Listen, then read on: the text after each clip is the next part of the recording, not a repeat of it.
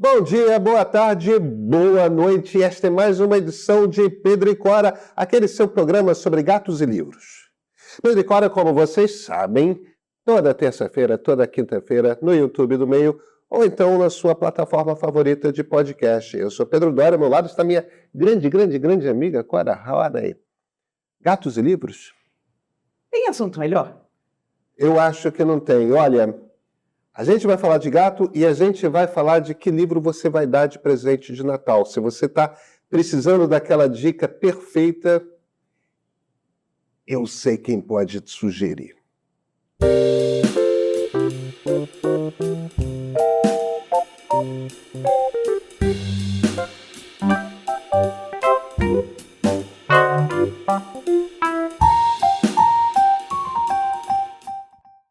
Cora, você chegou aqui hoje indignado em defesa dos gatos. Cheguei. Tá na cara. Cheguei. Diga. Por que circulou essa semana uma notícia em jornal? Não é uma coisa de internet, assim, que saiu na... Não. A boa e velha imprensa, como a gente conhece. Esquizofrenia. Ter um gato dobra o risco de desenvolver a condição. Bom, isso aqui é o seguinte, é o velho caça-níquel. Porque não é verdade. Não é verdade nem o que está nas matérias. Foi feito um estudo. Essa história apareceu em 1900, meados dos anos 90, 1995, uma coisa assim, quando alguns estudos relacionaram uma doença chamada toxoplasmose com esquizofrenia. Mas era um achismo, não era uma coisa que tivesse sido, de fato, relacionada. Um pesquisador achou que talvez, quem sabe, houvesse uma relação entre o Toxoplasma gondii, que é esse parasita, e o desenvolvimento da esquizofrenia no humano. Então, isso virou um carnaval, por quê? Porque um dos vetores desse parasita é o gato. Aí todo mundo, gato da esquizofrenia. Pronto, você faz essa ligação imediata. Por que o toxoplasma? Porque um cara na Turquia achou que toxoplasma pode dar esquizofrenia, gato da esquizofrenia. Né?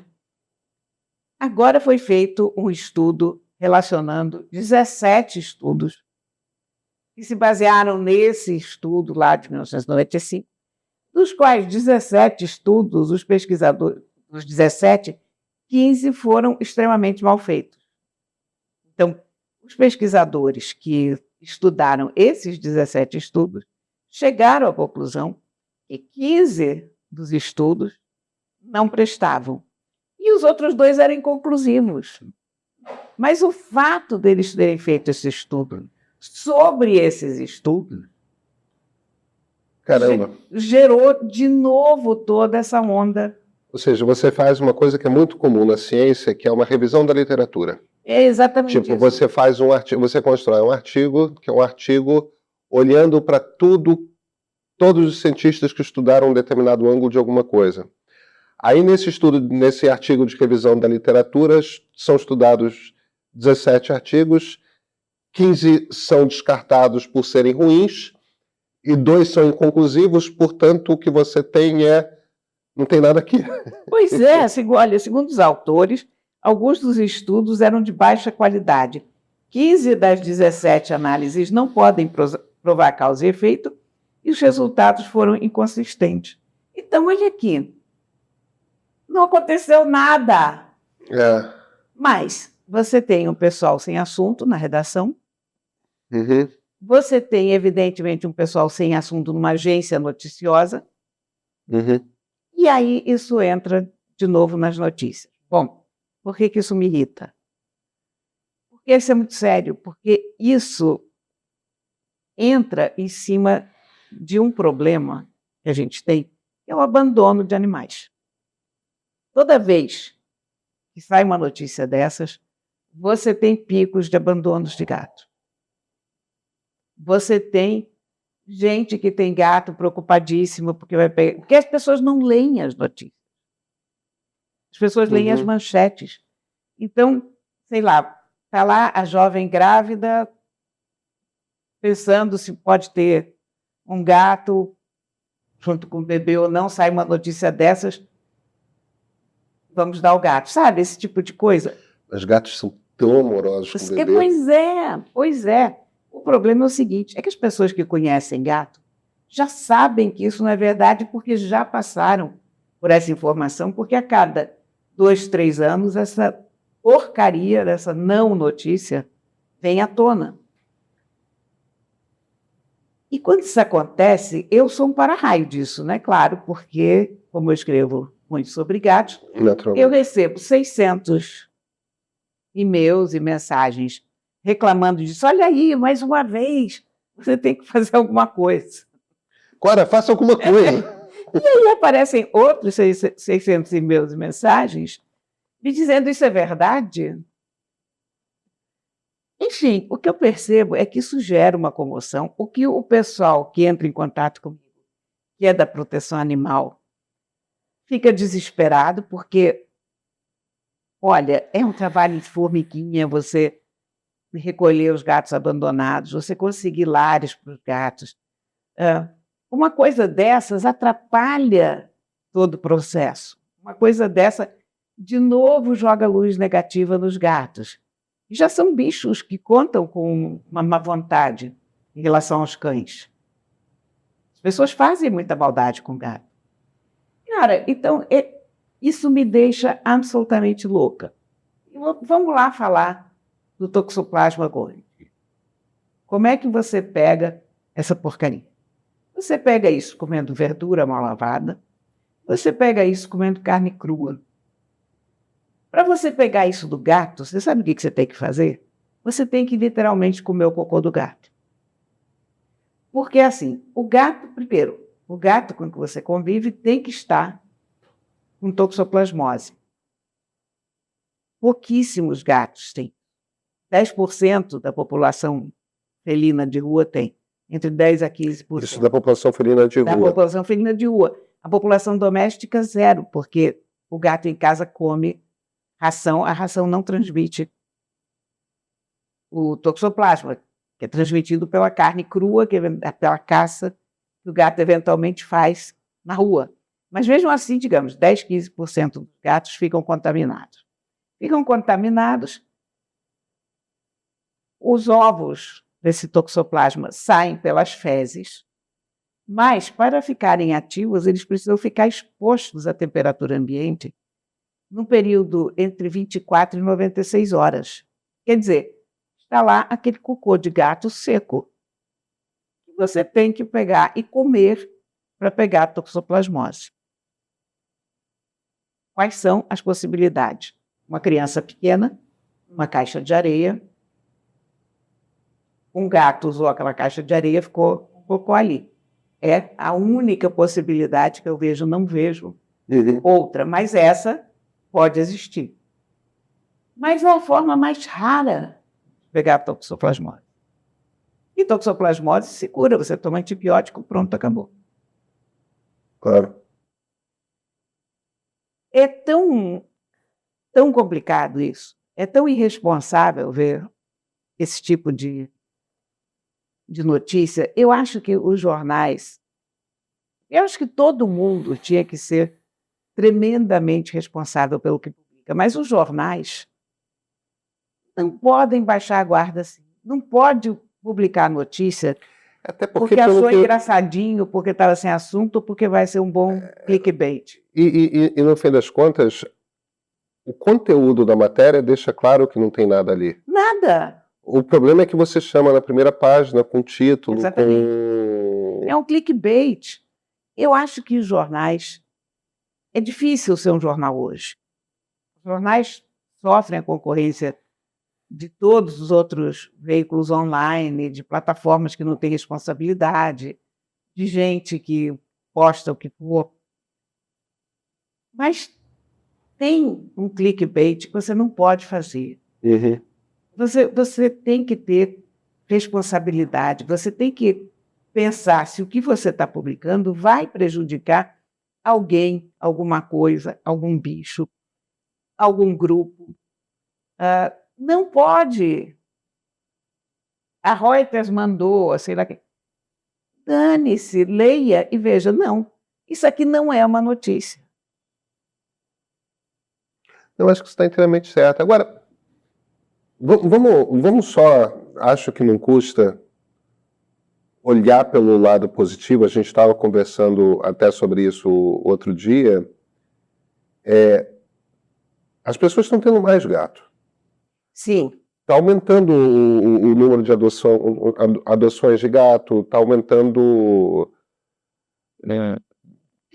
Nunca se teve tantos gatos. Pois é, quando apareceu a Web 2.0, que é a internet como a conhecemos, com essa interface gráfica, havia uma brincadeira.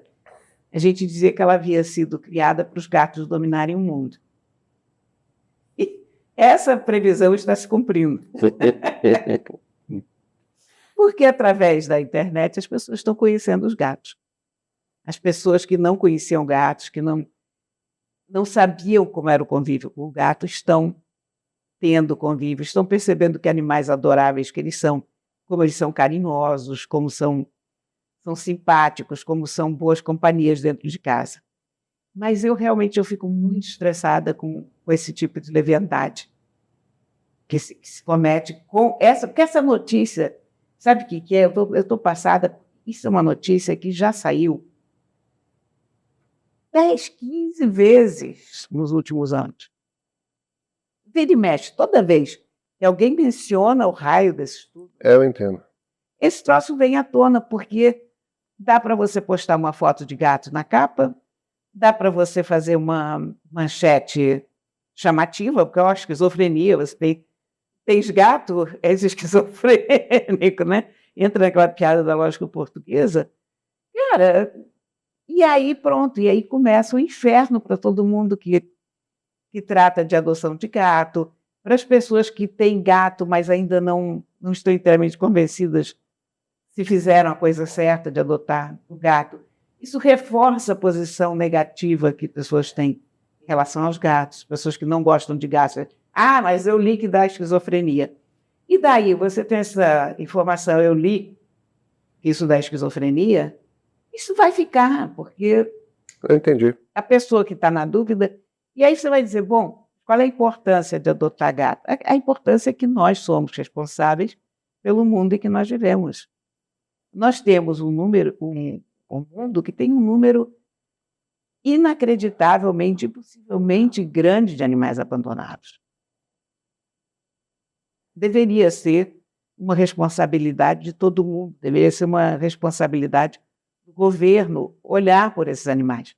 Mas o governo não cuida nem das pessoas. Yeah. Ora, temos livros? Temos livros no plural. Nós não temos um livro físico aqui em cima hoje. Vocês que só conhecem a Quora por aqui, deixa eu falar uma coisa para vocês. Na outra encarnação da Quora, que é a Quora imprensa impressa, aquela tipo papel de jornal, tudo mais, ela tem uma tradição anual de recomendar em dezembro, ela sempre dedica uma coluna em dezembro para falar dos livros que ela considera que são as melhores pedidas do ano, as coisas mais interessantes que ela pegou no ano e tudo mais.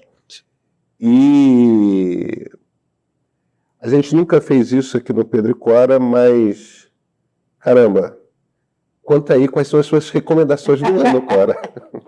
Eu só vou te corrigir. Não são as coisas que me chamaram a atenção durante o ano. Não são as coisas mais interessantes. São os livros que eu recomendo como presentes de Natal. Perfeito. Porque as coisas mais interessantes ao longo do ano, eu vou recomendando ao longo do ano. E aí seria uma repetição, né? É verdade. E, além disso, nem sempre as coisas mais interessantes do ano elas são bons presentes de Natal.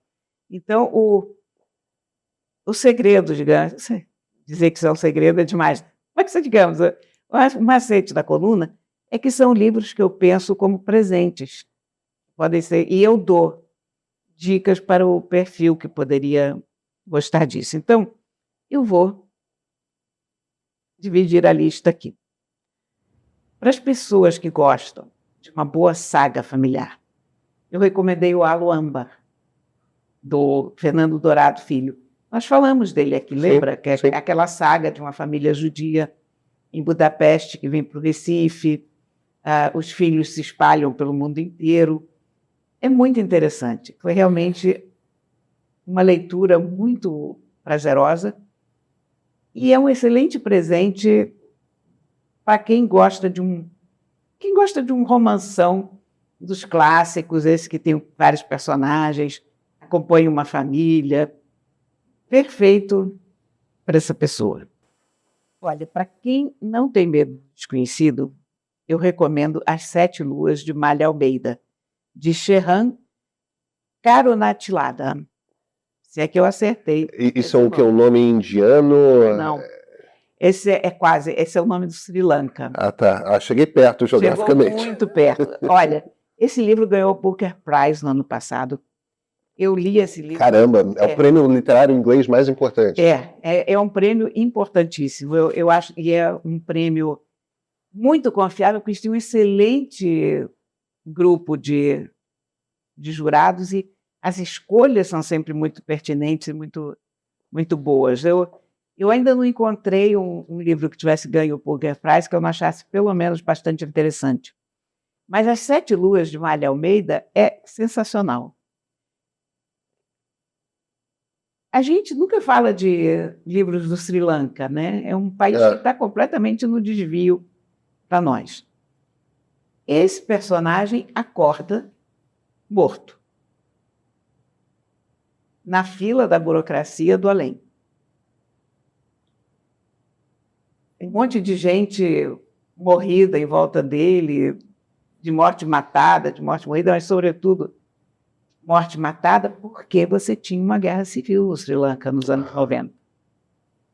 E As Sete Luas são o tempo que ele tem para descobrir quem matou ele e para evitar que o trabalho da vida dele se... Ele era fotógrafo e ele fez fotos que ele acha incriminam os políticos e podem derrubar o governo e restabelecer a paz. Agora, ele vai sair daquele limbo em que ele está com um contrabandista de alma que se veste com sacos de lixo. Tal. É uma história totalmente surreal. Uhum. É uma história debochada, é uma história... É uma coisa realismo fantástico? Ele é realismo fantástico, mas, ao mesmo tempo, é muito sarcástico, sabe? Entendi. É muito debochado, mas é muito bom. Ele chega também a níveis de grande ternura. E aquele cotidiano da guerra é devastador, e ele passa isso, mas ele passa tudo isso com grande senso de humor. Eu te digo que é uma das leituras interessantes que eu fiz esse ano, sabe? Um excelente livro. Ele acabou de ser lançado no Brasil. Eu não teria tido tempo de ler o livro se eu já não tivesse lido ele assim que ele foi premiado em inglês. Ele chegou às livrarias semana passada. Um outro livro, esse eu recomendo para quem gosta de uma fofoca literária. Sempre Susan, da Sigrid Nunes. Nós já falamos desse livro aqui Susan também. Sontag. Sigrid Nunes foi uma espécie de secretária da Susan Sontag. Susan Sontag estava precisando de uma estudante para ser estagiária lá, trabalhar um pouco as coisas dela. A Sigrid Nunes pegou esse emprego, logo começou a namorar o David, filho da Susan Sontag, e em pouco tempo estava morando com os dois. Sigrid Nunes é uma ótima escritora. Escreveu um romance chamado O Amigo, que fez um sucesso extraordinário. E é uma observadora perspicaz. Ela tem uma admiração enorme pela Susan Sontag. A gente, aliás, fica dividida nesse livro, porque a gente não entende muito bem como é que ela pode admirar uma pessoa tão esquisita, para dizer pouco, tão difícil. Mas É muito bom. Muito bom. O livro é fininho, é um livro pequeno, mas é um livro muito bem escrito. Susan Sontag era uma pessoa pitoresca. É uma das pensadoras do feminismo dos anos 70 mais importantes, né? 60, Mas 70. como personalidade para a fofoca, digamos, como objeto de estudo, ela é interessante porque ela não era uma pessoa comum. Ela era uma pessoa bastante estranha. Então é muito divertido. Aí a gente tem. Esse aqui eu recomendei para as pessoas que foram jovens, mas andam um pouco esquecidas disso. Que é um pequeno box do Isaac Asimov, feito pela editora Aleph. A editora Aleph tem feito um trabalho maravilhoso com ficção científica. E por que eu digo para quem era jovem? Porque quando a gente é jovem, a gente lê muita ficção científica, mas com o passar do tempo a gente abandona. A ficção científica, curiosamente, é um gênero que pega uma galera muito jovem. Eu continuo lendo, tá? Eu sei, você é exceção. A maior parte das pessoas, a partir de uma certa idade, elas não leem mais. Pode ser. Eu sou geração Guerra nas Estrelas, então...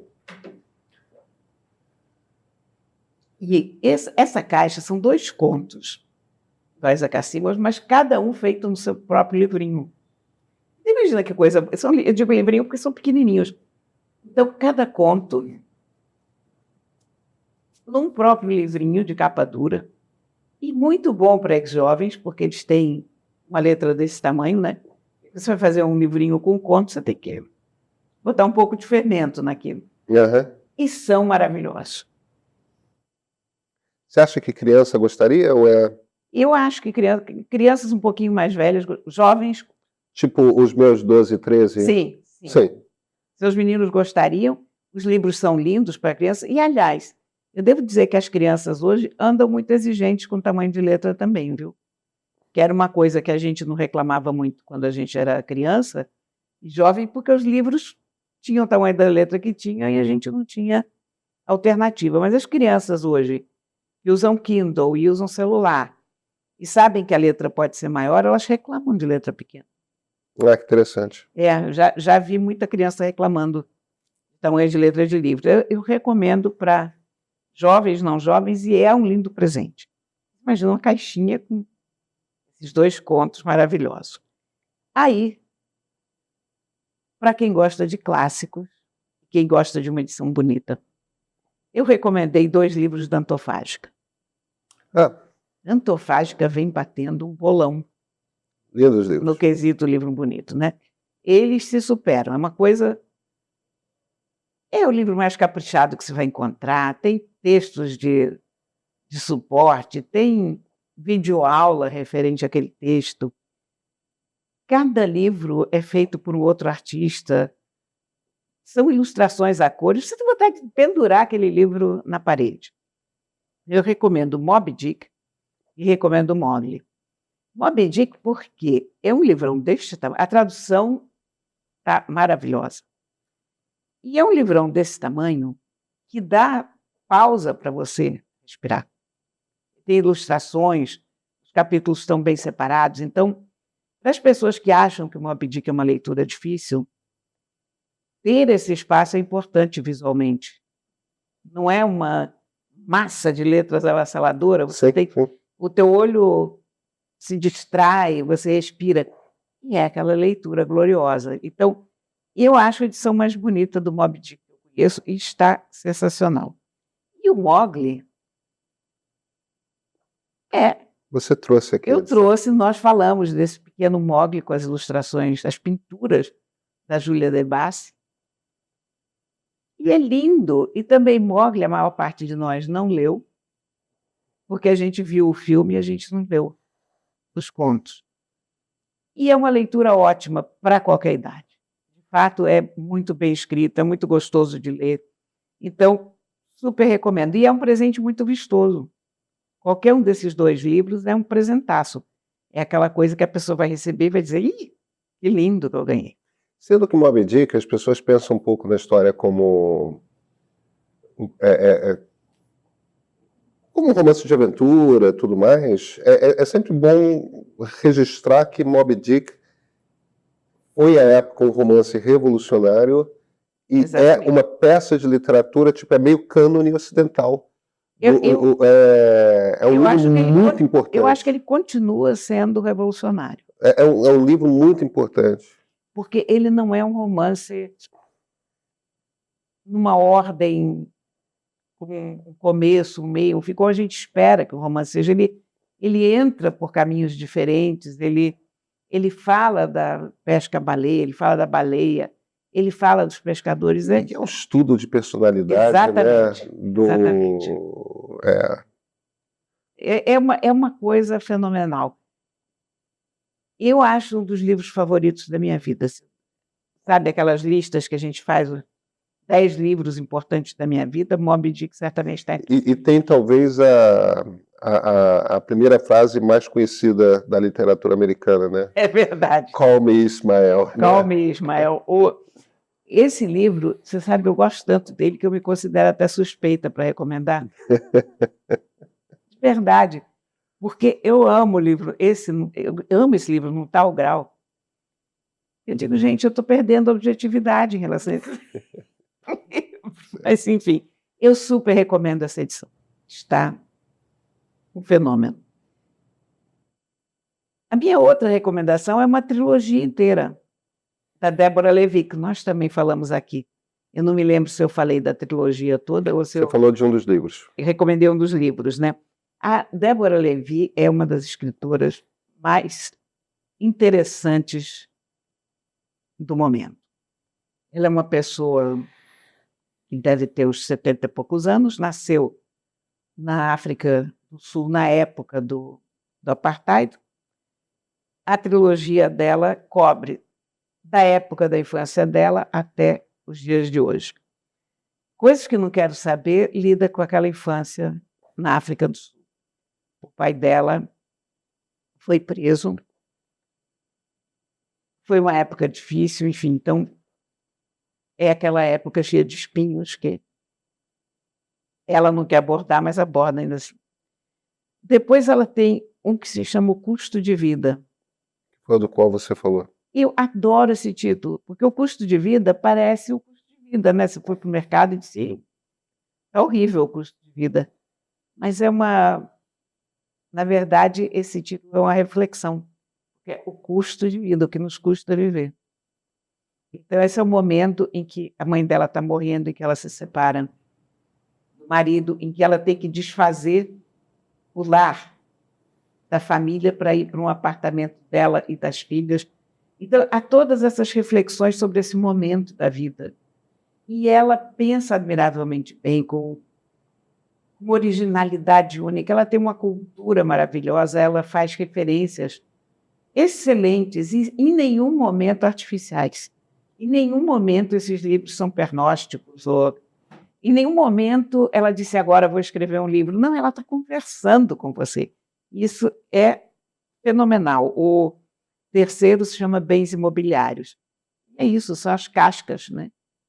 Que a gente fica, porque as filhas foram para a universidade, ela mesma recebe uma bolsa uma dessas bolsas de escritores para ir para Paris, e vai-se embora dessa casa, né? Até essa casa que ela já tinha refeito. Então, de repente, ela é uma pessoa que não tem mais a âncora dos bens imobiliários. Eu recomendo muito essa mulher.